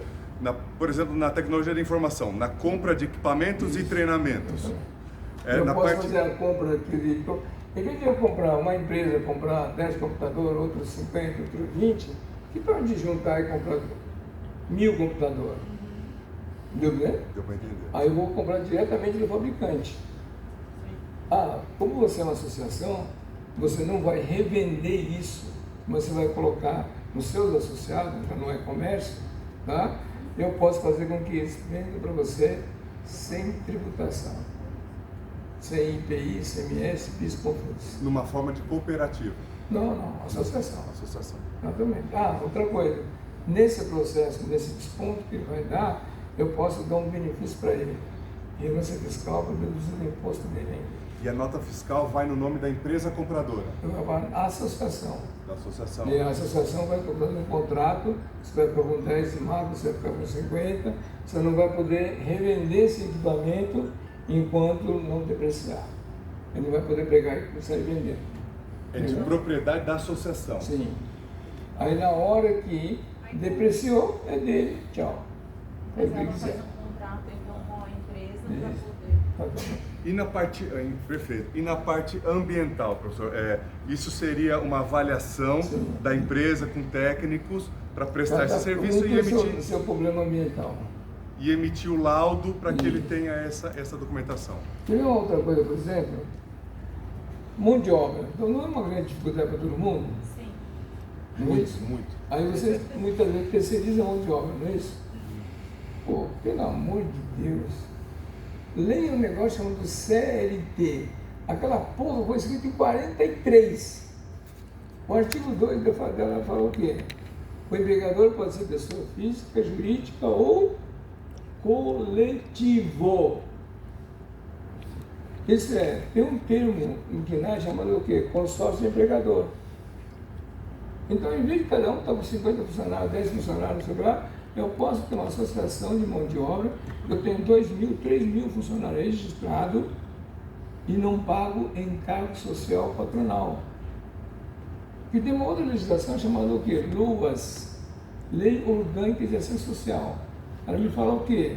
Se eu faço a inserção de uma pessoa no mercado de trabalho, eu tenho direito à isenção do INSS patronal. Então, aí, nesse caso, a associação ela seria uma prestadora de serviço com funcionários à disposição. Exatamente. Eu precisa de 50, eu te vou 50, eu de 10, eu de 10, eu vou. Aí não tem aquela ciranda que o trabalhador quer chantagear o patrão e fica pulando de galho em galho. Se eu tenho aqui 50 empresas no meu processo aqui, o cara vai perder vaga para 50 empregos. Ou você trabalha direito comigo, ou você muda de cidade. Isso firmado através de contrato entre a empresa e a associação. Se você olhar a lei da SOCIP, no artigo 3º, no inciso 9, fala o quê? Novos modelos de produção, comércio, emprego e crédito. Show. E mais, vamos ler? mais uma dúvida, professor, desculpa se Não, eu estiver sendo... com relação a esse 1,5%, 2% da lei de 95, pode ser destinado o lucro operacional dessa taxa? 2% do lucro operacional. 2% do lucro operacional. Para beneficiar o trabalhador da empresa doadora, seus dependentes e comunidade onde atuar. Como uma PLR. Ou pode ter outros tipos de coisa. Compra de uniforme, por exemplo, vai. Você não tem que dar uniforme pro cara.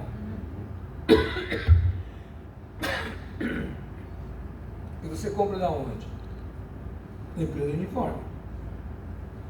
A empresa de uniforme usa mão de obra escrava, vamos chamar, as fraccionistas, pagam a média para fazer a costura, não é isso?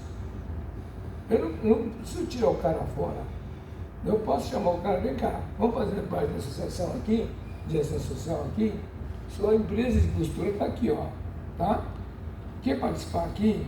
E eu faço venda de uniforme por aqui, que não tem tributação, e quando a empresa comprar pode abater no seu fiscal. Aí esse cara aqui normalmente é o presumido. O que acontece? Esse cara tem um medo desgraçado de emitir nota fiscal aqui, porque sob nota fiscal dele ele tem que pagar tributo. E como ele optou por presumido, toda a despesa operacional dele aqui não serve para nada aqui, ó. Ele é um sonegador desgraçado na cidade. Então a TECOF poderia prestar serviço, por exemplo, para a EVAL e aí ela fazer a capitalização disso para as empresas. Isso é a proposta que foi apresentada para a prefeitura daqui.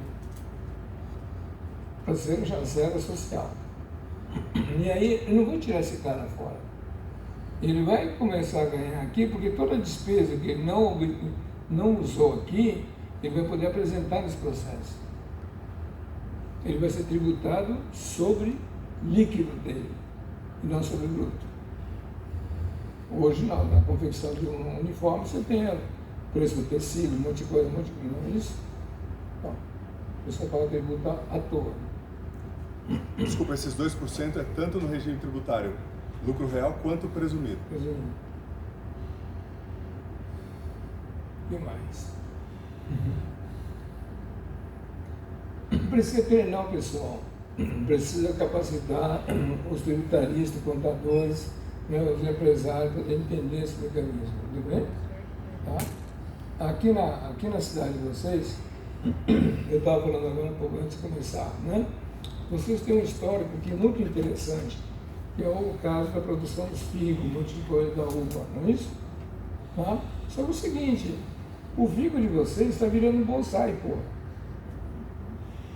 O que é bonsai? Bonsai é técnica japonesa de miniaturização, não é isso? Os figos cada ano está diminuindo. Pô, pelo amor de Deus, velho. Vamos investir em tecnologia, pô. Só que o produtor, cada um, não tem como fazer. O sindicato rural também não tem como fazer. Bastava que vocês pudessem montar dentro desse negócio aqui, ó, a tecnológica aqui, ó. De tal maneira que com isso vocês fizessem acordo com outros países, um monte de coisa, onde produz figos de qualidade e fazer transferência tecnológica e você começar a ter novas variedades aqui dentro sem custo ao produtor. E não cada um vendendo sozinho na estrada, um monte de coisa. Você pode fazer isso, é um acordo diretamente com o supermercado. Por quê? Olha só, tá? O figo não tem tributação. Então não tem crédito, né, de ICMS, não é isso? Então, o produtor aqui individual aqui vai vender para o supermercado, aqui no caso aqui, o volume que tem muitas vezes não dá. Ou é um lote pequeno, tem um período de produção só e acabou, não é isso? Agora, para o supermercado, essa compra aqui é só despesa. Se eu tenho aqui uma associação de produtores e eu faço a venda para ele pela associação, a supermercado, quando comprou isso, usa como herança fiscal dedutível do imposto dele. Porque a lei não está falando aqui, ó, 2% para atender a comunidade onde atuarem. Perfeito. O senhor está perfeito na sua comunicação, professor. Eu só complementaria, para dar uma ilustração, a questão do figo, como o senhor mencionou, o que acontece é que está na mão de 2, no máximo 3 empresas que acabam muitas vezes contratando um meieiro. Não tem problema. E essa, que ganha dinheiro. não, e essa produção, ela nem o município tem realmente a ciência e acaba saindo. Não precisa se preocupar com isso. Entende? O cara não quer ganhar dinheiro. Vocês não querem preservar a área. Porque hoje, o que acontece? A especulação imobiliária vai acabar com todo mundo. Não adianta fazer lei de proteção de aba 4, que a especulação imobiliária vai chegar e arrastar tudo. Então, se quer fazer um trabalho sério, se faz um trabalho desse, você não está vendendo figo, você está vendendo a cidade. Aí quando eu vou negociar com o supermercado, se o cara daqui não quiser comprar, eu posso pegar um supermercado em São Paulo, no Rio de Janeiro, você comprar uma de Valinhos, e você vai poder tirar isso do imposto de renda. Isso você pagou para nós, mas você tirou do imposto, você não pagou porra nenhuma, caramba. Quer? Eu te vendo. Entendeu primeiro?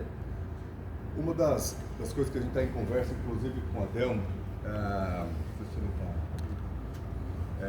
é sobre a vocação da cidade de Valinhos. Não só da cidade, mas regionalmente.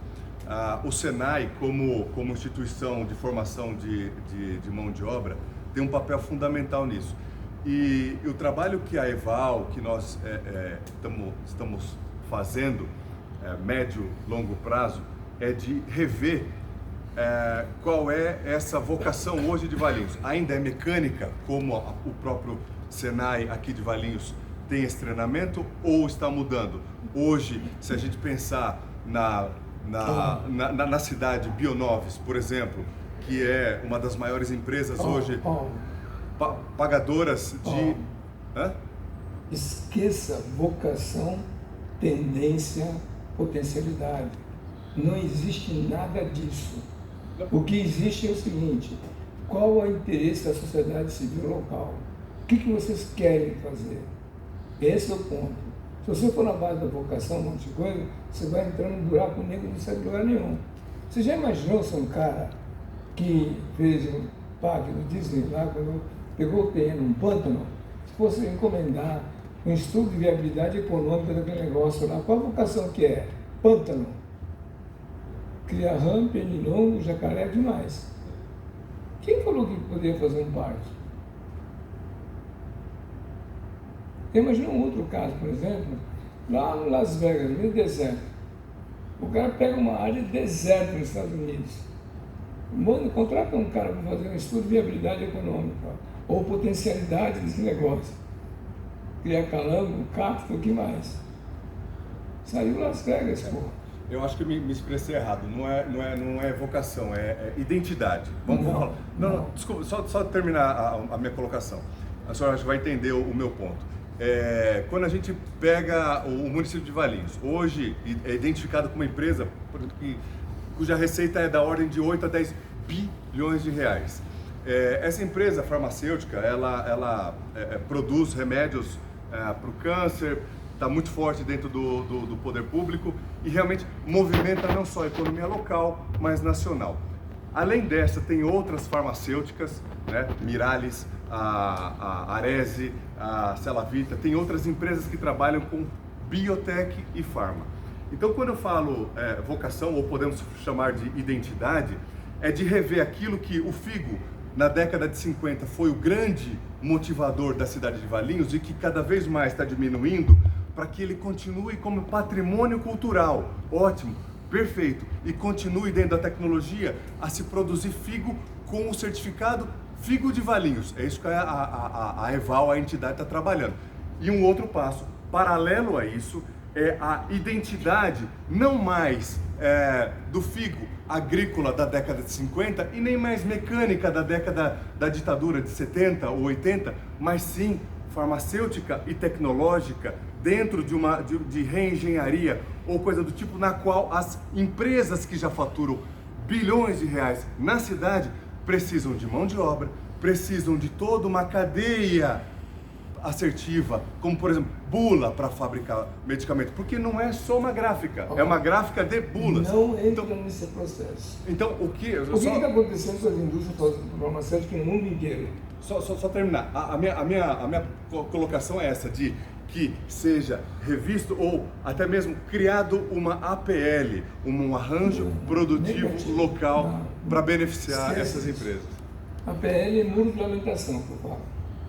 A pessoa reúne lá para chora, muro de lamentação. Franca, o senhor vê dessa forma? Sim, tanto é que o calçadista está fechando tudo lá, pô. Quantas empresas faliram lá? Mas durante 40 anos foi que movimentou o Nordeste. Não, entrou em falência lá. Do estado de São Paulo? Não. Veja o que aconteceu no Rio Grande do Sul, no Hamburgo, vai. A China concorda com você, com o senhor, mas durante 40 anos é o que movimentou o Nordeste do estado de São Paulo. Eu entendo. Mas tudo. Então é o seguinte, não pode basear nessa situação. Primeira coisa é a seguinte, o que é que a sociedade civil quer? Às vezes não quer nada disso. Entendeu o negócio? Senão você está induzindo uma situação que está querendo ajudar e de repente está entrando numa furada. Uma empresa dessa fecha, quantos mil empregos vai ter? A perder. O que perdeu a economia? O cara simplesmente amanhã pode fechar a empresa aqui, vai receber uma subvenção no outro estado, vai embora e tchau. Pois é. Esse é o preço da negligência. Não, não é negligência, mas foi o que a Rigesa fez aqui. Não, isso é o mercado. Isso é o mercado. O cara que é o empresário não tem noção da responsabilidade. Quer ver uma coisa que aconteceu comigo? O jornal Valor Econômico uma vez pediu uma entrevista comigo, tá? E me perguntou o seguinte, o que eu achava do empresário brasileiro? Eu falei para mim assim, falei para ele o seguinte, nós não temos empresário no Brasil, temos oportunistas. Empresário no Brasil, você conta na palma da mão e sobra dedo. Aí o cara me fez entrevista, mas o redator-chefe não quis publicar o material, ficou lá meses enrolando lá. E acho que faltou matéria um dia, e falou assim, vamos publicar essa porra, né? E botaram no jornal lá. No dia seguinte, o redator-chefe do jornal dedica meia página pedindo desculpa para mim, porque ele achou o texto meio pesado, mas quando ele colocou isso, vários empresários ligaram para o jornal, é exatamente isso. Nós não temos uma escola de formação de empresário, porra! Não tem empresário aonde? Lugar nenhum. Em outros países tem escola de formação de empresários, curso superior. Senão, as atitudes das pessoas, por mais que o cara seja sensato, um monte de coisa, falta algum detalhe.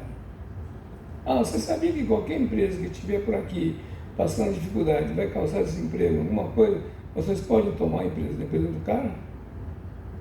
A Constituição permite fazer isso? Não precisa esperar o cara falir. O cara faliu. Pô, você fez o que para não falir? Então, o que acontece? Se nós não prepararmos, não entendermos esse mecanismo e não criar forma de trabalhar de uma maneira em conjunto no processo, não adianta. Então, quando a gente faz desenvolvimento é econômico e social. E o que nós temos hoje é uma visão distorcida do que é desenvolvimento. Achamos que a economia circulante já é o ponto, o PIB já é um ponto. Não, tem muitos municípios brasileiros que optaram para não aumentar o tamanho do município, por exemplo, diminuir, para manter a qualidade de vida. Tem um município aqui perto de vocês, aqui, vai. Você conhece uma cidade chamada Monte Sião? Não? Capital Nacional da Malha, não é isso? Como é que surgiu aquela porcaria? Tem ideia? Qual a tendência dele? Que vocação que ele teria? Mas simplesmente não foi nada disso. O que é que a sociedade quis fazer? Entendeu, né? Lá é Minas, né? Montição é Minas, a divisa do Estado, não é isso? Para você ter uma ideia, é o seguinte: o Senai de Minas, que a gente foi pedir ajuda, não tinha como atender. Aí nós fizemos o quê? Acordo com o Senai de São Paulo. Eu dizia que o caminhão não podia atravessar, o caminhão não podia atravessar a fronteira. Aqueles caminhões de costura, um monte de coisa, não podia atravessar a fronteira. Aí nós chegamos na divisa do Estado, no município de Águas de Lindóia, né? Águas de Lindóia é colado. Tem uma estrada que passa ali com os dois. Fizemos uma terraplenagem do lado de São Paulo, botamos uma carreta lá. Né? Quais são os alunos que vieram de Monte Sião de Minas? Não teve como fazer aqui de São Paulo. De Minas não tinha como atender. Entendeu, né? E o que foi? A cidade resolveu fazer isso. Lá, por exemplo, o financiamento que foi feito lá não foi cada um individualmente. Porque como todos eram microempresários, alguns informais, um monte de coisa, não tinha nem CNPJ. E eles estavam numa situação crítica, porque tinha dado 2 anos seguidos de frio, de geada, né? E lá era de café e gado. Acabou com o café. E com isso a economia foi por ralo. Só que as pessoas estavam produzindo crochê, à mão, um monte de coisa, estavam vendendo na cidade de Águas de Lindóia. Numa reunião dentro do sindicato rural, todo mundo questionando como fazer, acabou o futuro da agrícola do município, como fazer negócio e tal. Um comentou com o outro o seguinte: minha mulher fez uns crochêzinhos lá, foi na Águas de Lindóia, vendeu e deu para fazer a feira. Aí o outro falou assim: minha também, rapaz, eu estou ajudando minha mulher lá para fazer isso. Tanto que lá teve um slogan, né? Que até homem fazia tricô lá, não é? Teve esse tipo de merchandising colocado. Só que cada uma das empresas não buscou financiamento próprio. Juntou todo mundo.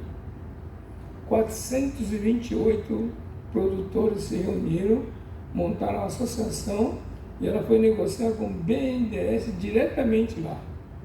Não foi num banco comum. Porque tem um programa chamado o quê? FAT, Fundo Amparo ao Trabalhador, Financiamento Subsidiado. Aí a cidade inteira faz sentido. Financiamento lá embaixo. Não ficou cada um sem financiamento. Quando foi para comprar as máquinas, o que aconteceu? Tinha máquina italiana, tinha máquina alemã e japonesa. A alemã custava na base, na época, lá na base de 140 a 150 mil dólares. A japonesa também estava nessa faixa de 120, 130, por aí. E tinha uma máquina italiana que era 35 mil dólares na época. 35, contra 100 e pouco de cada um. Então o que aconteceu? Como foi organizada a feira, fez com que as empresas trouxessem essas máquinas para Monte Sião, colocassem no galpão, funcionassem para que a pessoa pudesse escolher.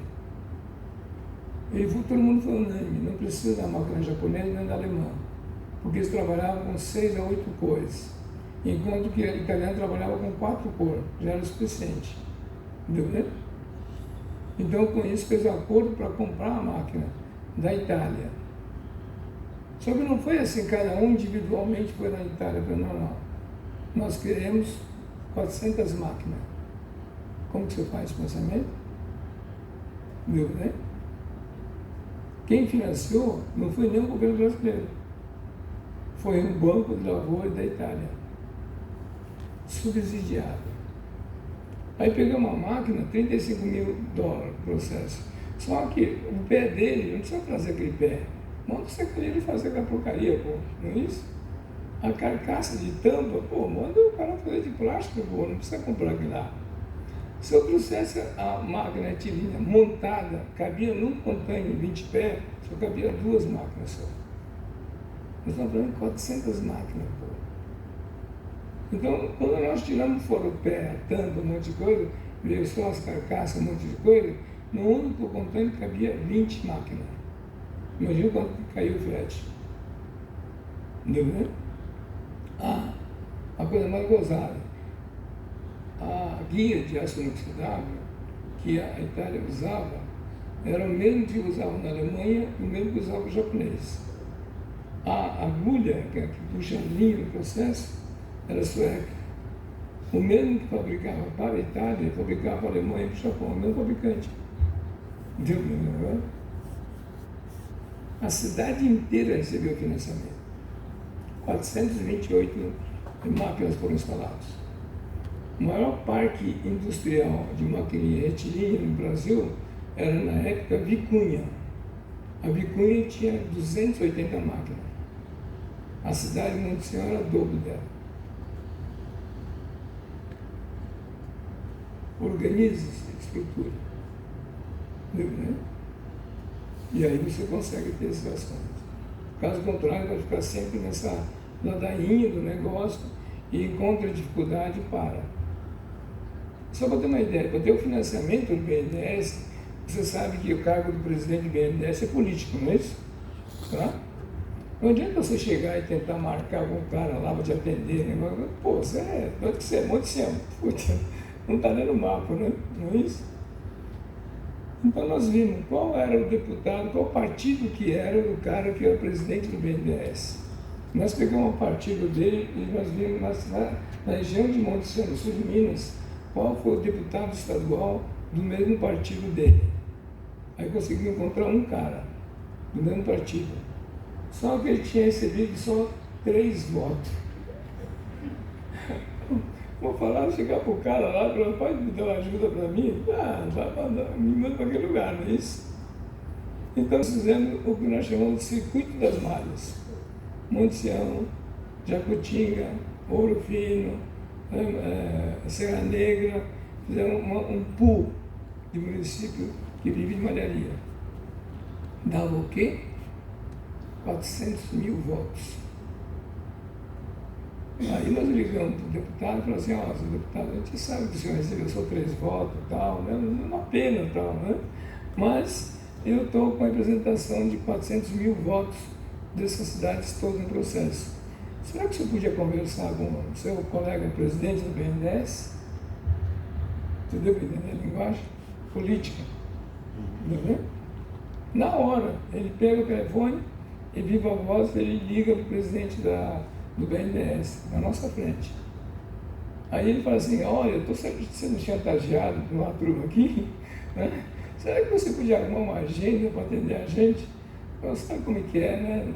Essa região do sul de Minas ali tem 400 mil votos, porra. Entendeu, né? Vai falar não? Não. E marca. Aí quando você chega na presidência, na reunião, o cara chama o diretor de financiamento, que é BNDES, é o Banco Nacional de Desenvolvimento Econômico e Social, não é isso? Então eu quero esse financiamento social e não econômico. O presidente simplesmente chama o diretor da área social, vem cá, sobe aqui.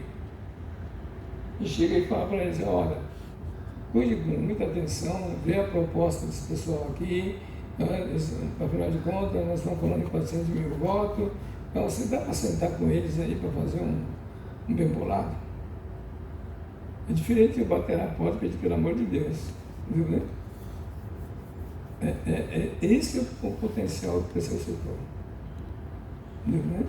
Professor, gostaria de fazer uma pergunta mais voltada ao nosso município. Talvez não tenha nada a ver com tudo isso que o senhor expôs. Nós temos aqui em Valinhos várias entidades filantrópicas. Sim. Nós 4 aqui representamos a PAI de Valinhos. A minha pergunta é o seguinte: todas as entidades vivem com o chapéu na mão, dependendo de verbas públicas, ou da prefeitura, ou do Estado, e muito pouco do governo federal. Mas um dos recursos é através do Conselho Municipal do Direito da Criança e do Adolescente, aonde a pessoa física pode depositar o dinheiro e a pessoa física também pode depositar esse dinheiro.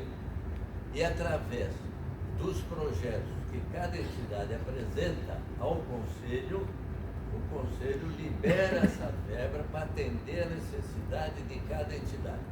A minha pergunta ao senhor, que deve ter um conhecimento muito profundo, é o seguinte: até o presente momento, Se uma empresa, uma pessoa física, quiser depositar um dinheiro no conselho em benefício de uma entidade, isso não é possível. Mas a minha pergunta é o senhor, quando que isso pode ser mudado? Eu vou dar, a qualquer momento, eu vou mudar o exemplo. A qualquer momento, na hora que vocês quiserem. E que o documento de vocês, o estatuto de vocês, a maioria deles não consegue receber os recursos da iniciativa privada. O estatuto normalmente não está de acordo com isso. E isso é um dos pontos-chave do processo. O Código Civil deixou bem claro que você tem que descrever, identificar as origens de receita. Então, se você não tem um capítulo de receita no qual define a forma de ter as receitas, vai ficar na pisa na mão. Vai ser o primeiro ponto. O segundo ponto é o seguinte: ninguém falou que tem que ser com pisa na mão. Vocês podem ser proativos. Por que não são proativos? Para vocês poderem gerar renda própria no processo. Você pode ter uma loja, sabia disso? Você pode ter uma padaria. Sabia que pode fazer isso? Desde que o seu estatuto esteja contemplado na legislação. Que você pode comercializar, pode produzir e você pode ter crédito no processo. Então, se o seu estatuto de você não adequar ao marco legal do terceiro setor, a lei das OCIP no processo, sinto muito, vai ficar com o piso na mão. É só a questão de você adequar o documento seu e mudar a postura do processo. E com isso pode ganhar dinheiro. Sim, mas o que está acontecendo, é o seguinte, eu vou dar um exemplo meu. Eu reuni a minha família toda pedindo dinheiro para depositar no conselho e esse valor seria destinado a uma determinada entidade. Isso não é possível. Não. Mas o fato de não poder desestimula. Não é isso. Empresas, não é isso aí. Física. É que é o seguinte, como vocês não têm a estruturação das entidades, vocês ficam subordinados a ela. Se as entidades tiverem suas liberdades no processo, não tem nada que passar pelo conselho, não. Não tem nada que... A lei não te obriga a isso. Se você tiver em dia. Agora, se você não tiver previsto no seu estatuto que pode receber renúncia e incentivo fiscal, pessoa física e jurídica, não pode. Tem que depender do conselho. Tem esse capítulo, tem esse artigo no seu estatuto?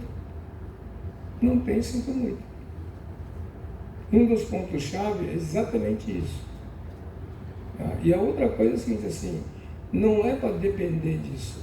Quantas das atividades que eu coloquei aqui, das empresários aqui, das necessidades que as empresas têm aqui, que você pode ter pessoas, não só seus associados, mas aqueles que são seus colaboradores, o próximo deles, pode fazer um trabalho desse. Exemplo, eu posso pegar um grupo de costureira para fazer uniforme e negociar diretamente com as empresas aqui, Estou me lixando e pagando com o conselho. Eu posso ter uma padaria, por exemplo, para dar alimento pessoal aqui, Então, existe uma série de ações que pode ser feita e não tem essa desculpa desse processo. A gente tem que mudar essa concentração. Por exemplo, você sabia que você pode fazer bingo? O primeiro bingo que nós registramos no Rio de Janeiro, um pouco antes da pandemia, fomos nós. O bingo é ilegal, não é isso? Não é ilegal, não.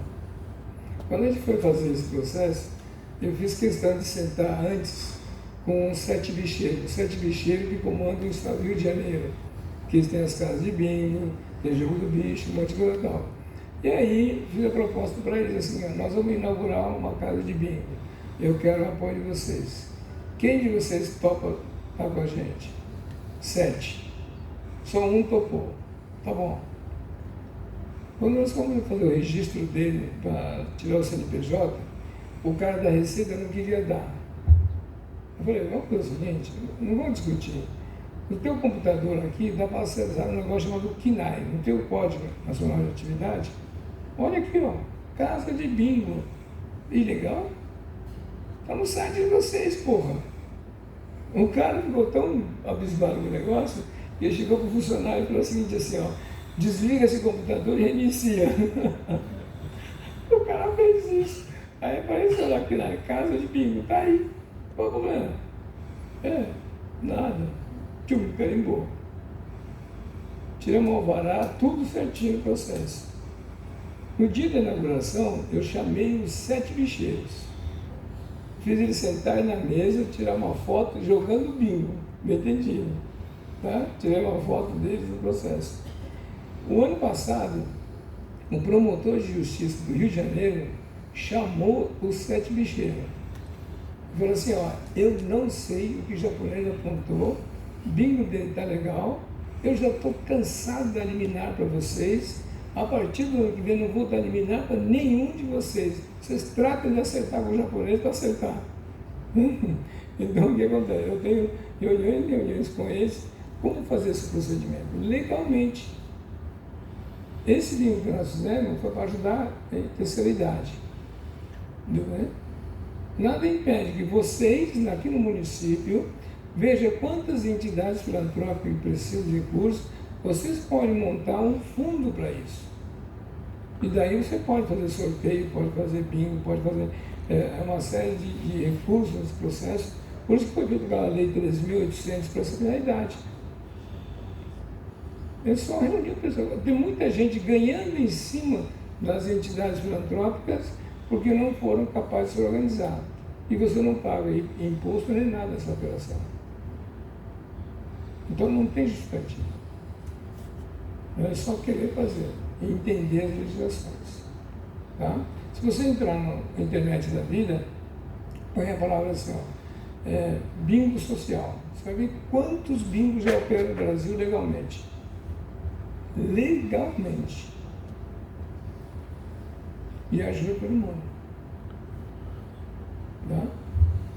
Bom, tudo bem? Deu para ter uma noção mais ou menos? Então, eu só agradeço a vocês, ver o que for necessário, nós estamos à disposição e o que precisar a gente está colocando à disposição para vocês, tá bom? Então, muito obrigado.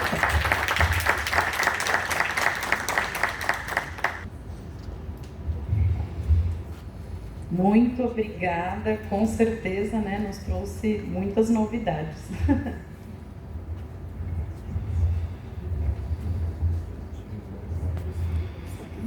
Bom, nós gostaríamos de agradecer a presença de todos vocês e vamos aproveitar para entregar um certificado aos palestrantes, né, para que a gente possa agradecer.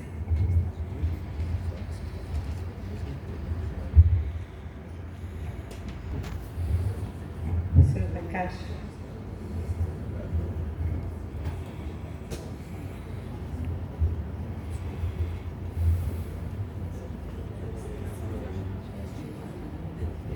Obrigada.